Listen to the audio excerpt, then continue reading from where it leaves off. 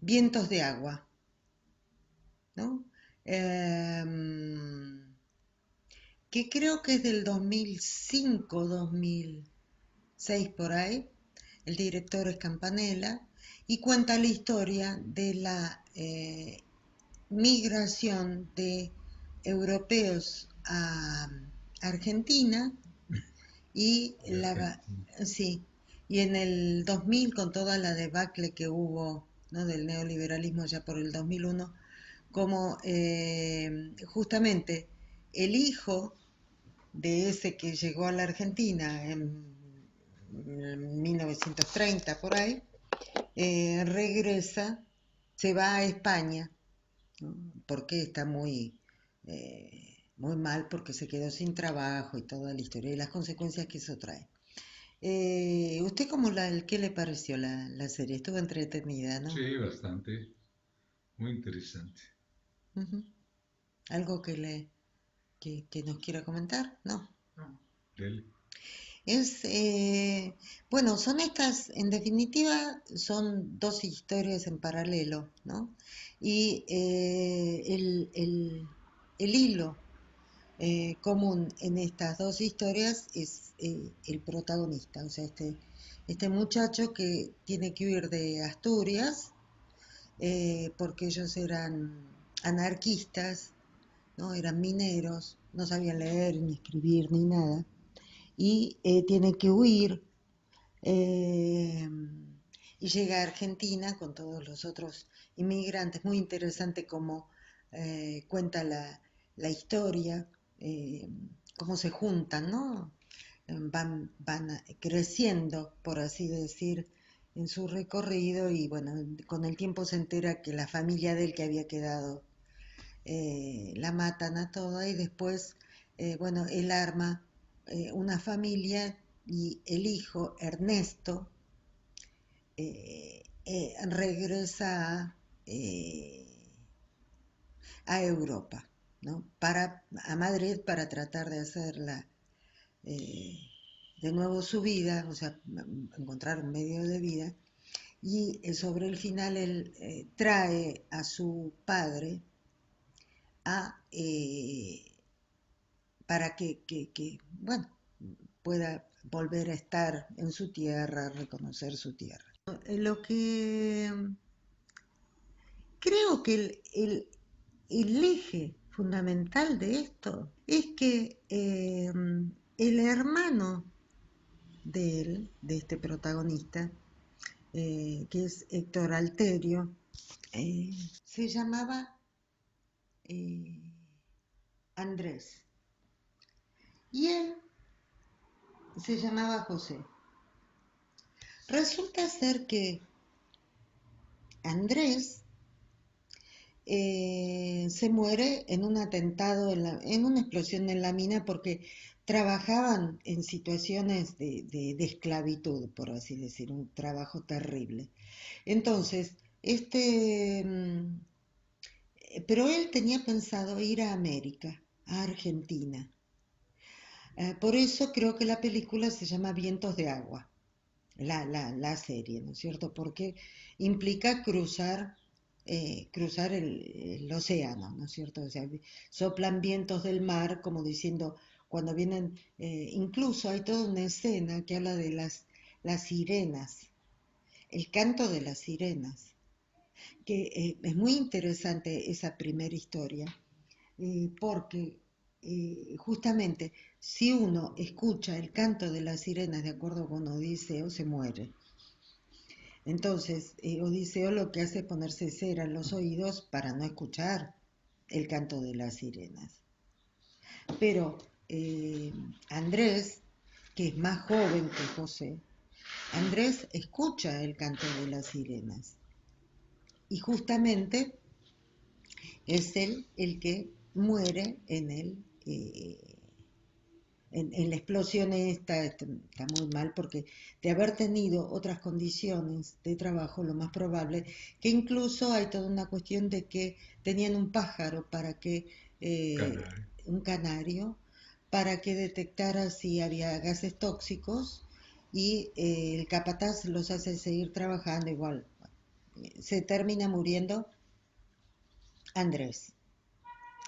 Se termina muriendo Andrés y entonces José, que era el hermano que lo seguía, toma los papeles de él y toma la personalidad de Andrés, toma el nombre de Andrés. Toma el nombre de Andrés y viaja a Argentina y arma su vida, que es esta vida que estoy diciendo. Toda la vida de él estuvo atravesada por la muerte. Estuvo atravesada por situaciones donde se producía la muerte. Tenemos, por ejemplo, logra llegar, que zafó, digamos, porque toda la familia de él, la asturiana, fueron matados, ¿sí? Fueron matados por ser justamente libertarios, por ser libertarios, entonces, pero una de las hermanitas más chicas zafó, digamos, y entonces ella viaja a la Argentina para encontrarse con su hermano. Esta muchachita, ya después más grande, resulta ser que se encuentra tiene un amor, y ese amor tiene una pareja, un tal Vidal, que también termina muriéndose. Termina muriéndose porque ellos eran anarquistas, peleaban por los derechos sociales y se termina muriendo. Entonces, la hermana que decide dar su vida porque había una epidemia de poliomielitis, entonces ella reemplaza a una compañera y termina muriéndose. Por otro lado, la esposa de él arma una pareja con una muchacha judía que toda su familia había perecido en los campos de concentración de Hitler.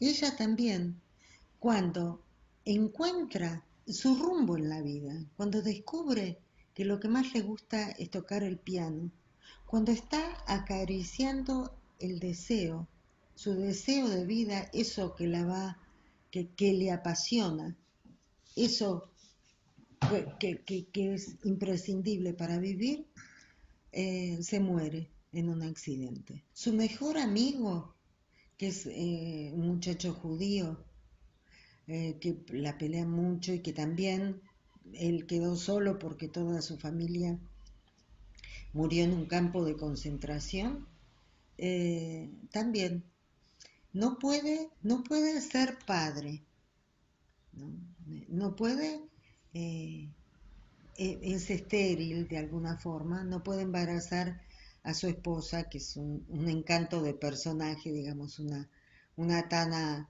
muy, muy linda. No puede. Al poco tiempo tiene un cáncer que lo mata. O sea, fíjese todos los muertos que hay. Pero estoy hablando, porque uno también dice, bueno, yo, mi familia, mi vida, qué sé yo, fui perdiendo esto, lo otro. No, estoy hablando del núcleo más cercano. No estoy hablando bueno, sí, nosotros la edad que tenemos y los tíos se han ido muriendo y por ahí algún amigo, una cosa así. O sea, como más. No, estoy hablando del núcleo más cercano de él. Otra muerte más. Entonces, él tiene una segunda esposa que justamente es la madre de este Ernesto, que es el que va a regresar a España. Esta muchacha también se muere, tiene eso, ¿no? O sea, es un poco la pregunta, ¿no? Que dice, que se hace Freud, de aquellas personas, ¿no? Por ejemplo, una tía mía estuvo 2 veces viuda. Pero no estoy hablando de 2 veces viuda porque se casó a los 20 y después se casó a los 60 y entonces el segundo marido, digamos, falleció porque ya eran mayores. No, estoy hablando de cerquita. Otra tía más, pero por otro lado, también, una mujer de 40 y pico de años, 2 veces viuda. Una amiga de una amiga, a quien yo conozco y la trato, también una mujer que hoy tendrá 50 y pico, 2 veces viuda. Eso, ¿no? Es, esa, eso que lleva a que uno se encuentre, ¿no? O sea, personas que tienen mucha muerte alrededor, ¿no? Mucha muerte alrededor. Y estoy hablando de tal vez de un hijo, tal vez de... O sea, mucha muerte alrededor. ¿Cómo pensar todo eso, no? ¿Cómo? ¿De qué se trata esto? Entonces, me parece interesante el hijo más chico, ya después que relaté todo esto de las diferentes muertes, ¿no?, con las que se confronta el protagonista, pensemos en este hijo, ¿no?, que quiere ir a Madrid para poder salir adelante, porque está casado y tiene 2 hijos chicos. Entonces, en esa vuelta, en ese recorrido, encuentra otro mundo, encuentra un mundo que está al límite, un mundo que está al límite porque él tiene que, los que están al borde de la ley, no sé si al margen, pero al borde de la ley, porque él se va a mover con los indocumentados, con los migrantes, los trabajos que le dan, por ejemplo, porque él es español teóricamente, pero hasta que le lleguen los papeles él tiene que estar ahí. Con todas las colectividades, o sea, grupos de diferentes nacionalidades que se mueven así, al borde de la ley, ¿no? Porque teóricamente tendrían que ser devueltos a su país de origen, ¿no es cierto? Entonces, él se mueve en ese ámbito y es justamente eso que se mueve al borde de la ley lo que le hace preguntarse por su propio deseo. O sea, cuando uno se confronta con el límite, o sea, cuando uno se confronta con que todo no lo puede, con que él podía de pronto, estando en Argentina, era el hijo más chico, era el hermano más chico y siempre estaba, siempre le sacaban las papas del fuego, ya sea el padre, ya sea los hermanos, ya sea la esposa, todo el mundo lo contenía. Cuando él viaja a la madre patria, entre comillitas, ahí se encuentra que no tiene nadie que le quite, le saque las papas del fuego. Entonces ahí él se confronta con el límite, con que todo no se puede, y se las tiene que arreglar a ver qué hace. Entonces ahí se despierta su propio deseo, el deseo de vida, y puede empezar a ser padre. Porque convengamos que cuando se propone que toda la familia vaya a España, la hija de él se queda con el abuelo. O sea, elige como padre al abuelo, no lo elige a él. No quiere ir a España, ¿no? Porque él no es padre, él es hijo. Él mientras vivía en Argentina era hijo de ese que había agarrado el nombre del otro, ¿no? O sea, era hijo de Andrés que en realidad se llamaba José, ¿no? Era hijo de ese. Entonces, si sos hijo, no sos padre. Y la hija con su actitud se lo dice. Entonces, él se va a España y en España se confronta con la vida, se confronta con el límite, con la ley, y ahí se tiene que despertar su propio deseo. Y a partir de eso, él recupera la historia propia, ¿no? Y la historia del padre, y su hijo, su propio hijo, deja Argentina y se va a España para estar con él. Y, y deviene restaurador, cosa que el padre era carpintero, el abuelo era carpintero.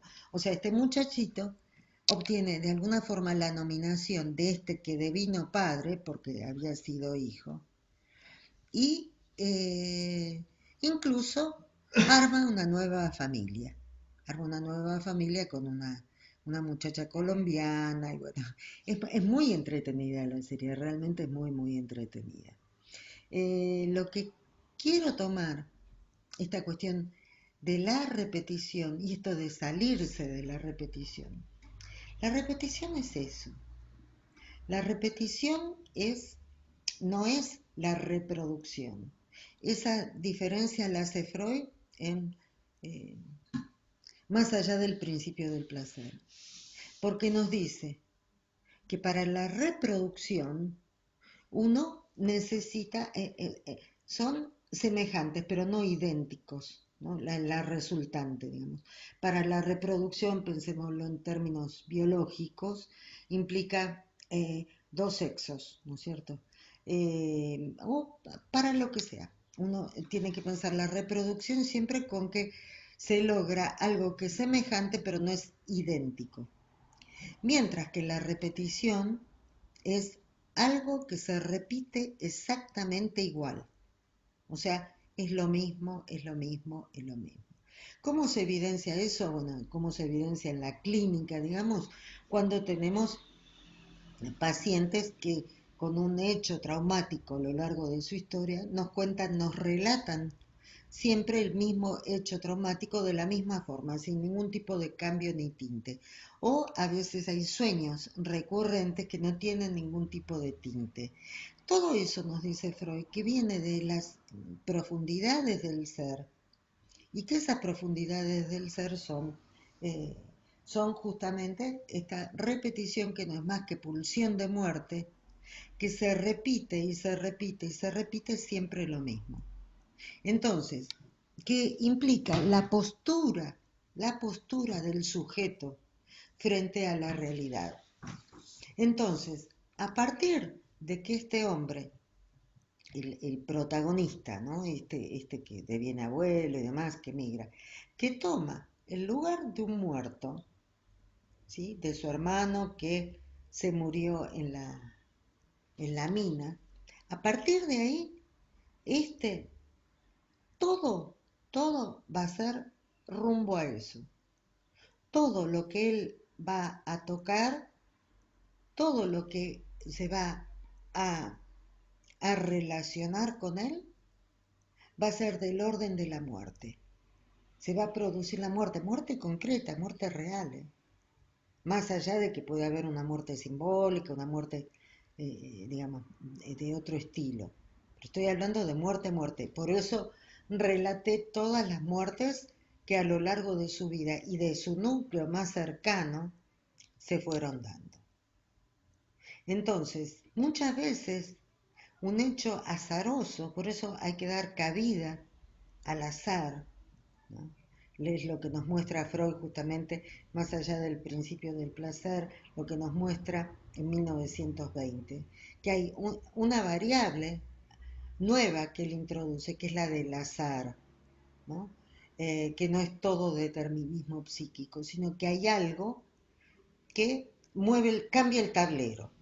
¿Y qué fue eso azaroso? Fue el hecho de la crisis económica terrible de Argentina en el 2001. Eso significó que el tablero que estaba armado, que decía siempre en el lugar de hijo, siempre siendo apapachado por los hermanos y la familia, tuviera que salir a la palestra. Y justamente la que lo empuja es la esposa, ¿no? La esposa muy, muy, Claudia Fontán, muy buen personaje, una histérica siempre insatisfecha, es muy bueno ese personaje, ¿no? Que cómo se relaciona ella con los hombres, ¿no?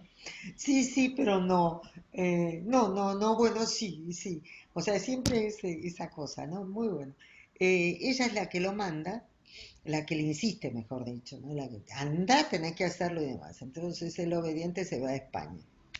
Eh, porque están las vicisitudes estas del corralito, bueno, todas esas cosas que han pasado. Entonces, ese, ese, esa, ese punto de quiebre, como fue el de la crisis económica, produjo todo un movimiento y a él, a Ernesto, el hijo más chico, el mimado, lo para en el lugar de hombre, que puede algunas cosas y otras no puede. Entonces ya viene su hijo. Y entonces decide traer al padre a Asturias, porque ya le puede pagar el pasaje, bueno, para que venga y visite su lugar. Entonces, ahí el señor este mayor, Andrés, que en realidad se llamaba José, vuelve al pueblo, se encuentra con antiguos compañeros y demás, y bueno, es como que se encuentra con el que mató a su familia, ¿no? O sea, va volviendo a ver desde otro lugar aquella historia, ¿no? Va viéndolo, ¿no? De esa forma. Y entonces está muriéndose él en el hotel porque no soporta todas esas muertes, todo eso que le sucedió y se va a suicidar, o sea, se va a tomar unas pastillas. Tiene alucinaciones, que viene la esposa, que viene la madre y demás, pero él se está muriendo. Como él se está muriendo, y de vuelta otra vez el azar.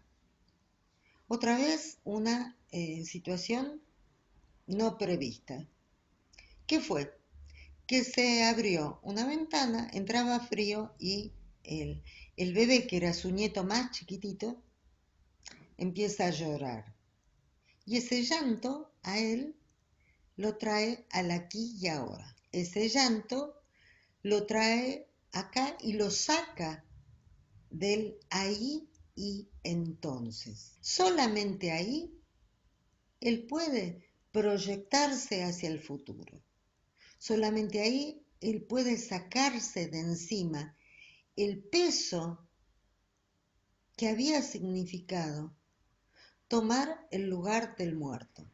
Porque ese que había fallecido, eh, Andrés, era el consentido de la madre.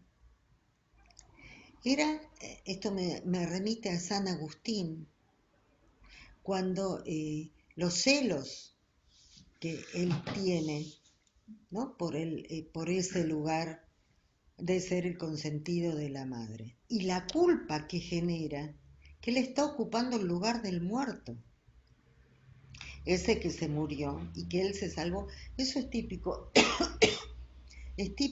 de los que se salvaron, sea del campo de concentración, sea de los que estuvieron también acá en los campos de concentración, digamos, durante la dictadura, los que fueron a la guerra y se salvaron, o sea, queda esa sensación como de culpa porque yo, ¿no? O sea, porque yo me salvé y porque no se salvó el otro. Queda algo por el estilo se mueve. Entonces esa culpa, que también es pulsión de muerte, son las diferentes manifestaciones de esta pulsión de muerte. Entonces, él vive toda la vida como si hubiese sido el hermano, toda la vida como haber sido Andrés, este que falleció, que era el consentido de la madre, aquel que realizaba el deseo de la madre. Cuando él llega de nuevo a España y tiene más de 70 y pico, y se está muriendo cumpliendo el deseo de la madre, que incluso en las alucinaciones que él tiene en ese momento, la madre le dice, he venido a buscarte. Eh, cuando él está en eso, lo que lo trae para que sea José es esa nueva vida, la del nieto, ¿no? esto está apuesta hacia el futuro, donde él va a ser José. Porque hasta ese entonces él nunca le había contado al hijo que sí quería saber cuál era la historia de la familia. Entonces, termina la serie que están los dos frente a la tumba de ese hermano, el verdadero Andrés, ¿no? Porque dice Andrés la tumba. Ven hijo que te voy a contar una historia que nunca te conté. O sea, va a poder escribir la historia. Es la letra de la que nos habla Lacan. Es ese recorrido de la historia que, eh, que nos cuenta eso. Entonces, ¿cómo pensar esto desde la locura? Y justamente eso. O sea, yo soy el que soy. Hay una frase bíblica, ¿no es cierto? O sea, yo soy Pedro, no soy, no, ¿cómo era? Yo soy José, no soy Andrés. De pronto, por una cuestión, no sé, se me ocurren elucubraciones, ¿no es cierto? Si uno, bueno, ok, de esa forma puedo llegar a la Argentina y demás, ¿no? Pero en un determinado momento acudir a la ley y decirle, mi nombre verdadero es José. Hubo un error cuando me registraron. Yo no soy Andrés. Y que un juez lo nomine. Sin embargo, él queda enganchado en el deseo materno, en realidad, en realizar el deseo de la madre. Entonces, cuando y realizar el deseo de la madre es estar puesto en el lugar de objeto manipulable y a merced del otro perverso, que es en este caso la figura materna, ¿no es cierto? Que realice ese deseo. Él estuvo siempre en la pregunta, ¿qué me quiere? ¿No? ¿Qué me quiere? Puedes perderme, ¿qué me quiere? Como nos dice Lacan en Alienación, Separación. Entonces, cuando él vuelve a su pueblo, a sus raíces, y ya se presenta como José, no como Andrés, sino él recupera quién es verdaderamente y empieza su vida recién entonces como, ¿qué nombre dije? Como José. ¿Y usted qué me dice de la serie? ¿Qué le... buena, muy entretenida, muy... eh, permite, los que no conocemos la historia de Argentina y esta migración, empaparnos un poco, ver que por dónde han pasado, porque en México pues no ha habido eso. Bueno, hubo migración de la guerra civil, ¿no? Pero no como ustedes en la Argentina, que han, que han ido a parar a todos lados del mundo, ¿no? Y es muy interesante, sí, deja ver la cultura de los pueblos, ¿no? Se habla del gallego, ¿no? Con esa mala fama que tienen los gallegos, ¿no? Está muy amena la película, muy recomendable. Ujú. Serie, ¿verdad? Es una serie. Es una serie.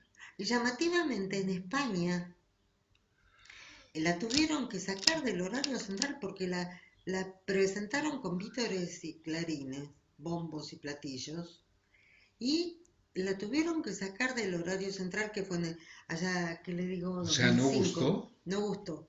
¿Cómo? La tuvieron que Bueno, meter. son gallegos. No, es que yo creo que tiene que ver con eso.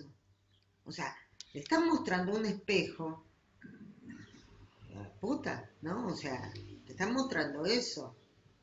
No es joda. Sí, es como el, el nazismo en Alemania, ¿no? Ujú, Ya los alemanes, para ellos es un asunto muerto, no se habla de eso, ¿no? ujú. Así imagino que ha de ser en España.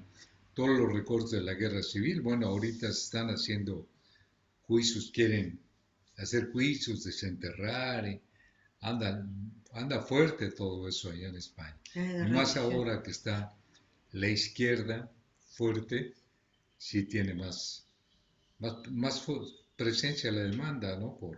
Por aclarar todo eso. Ujú, ujú. Sí, está muy interesante. Y hay de haber muchísima gente que no quiere saber de eso pues, que si no ellos, los antepasados, ¿no?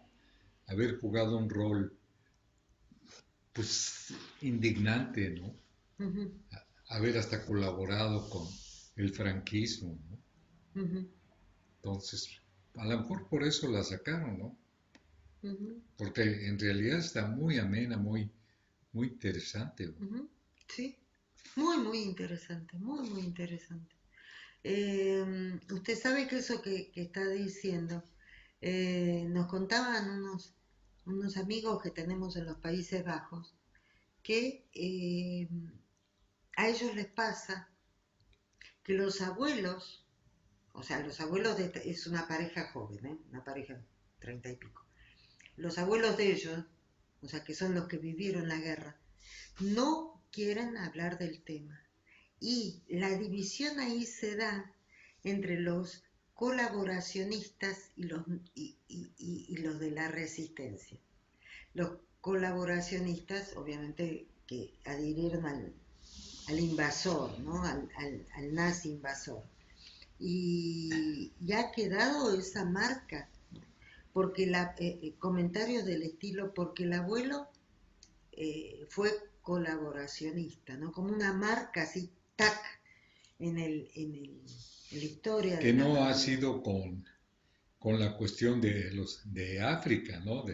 Del Congo, ¿no? Ya ve que los belgas ahí propiciaron una represión tremenda, brutal, ¿no? Como que esa no la toca, ¿no? Al cabo, ellos dicen fueron negros, no cuenta, ¿no? Como la película que decíamos, ¿no? La muerte de un perro. Don Luis, vamos dejando, Don ¿qué le Vittorio, parece? bueno, nos vemos Nos el domingo que encontramos entra. el domingo que viene. Ok. Que siga muy bien. Igualmente. Gracias.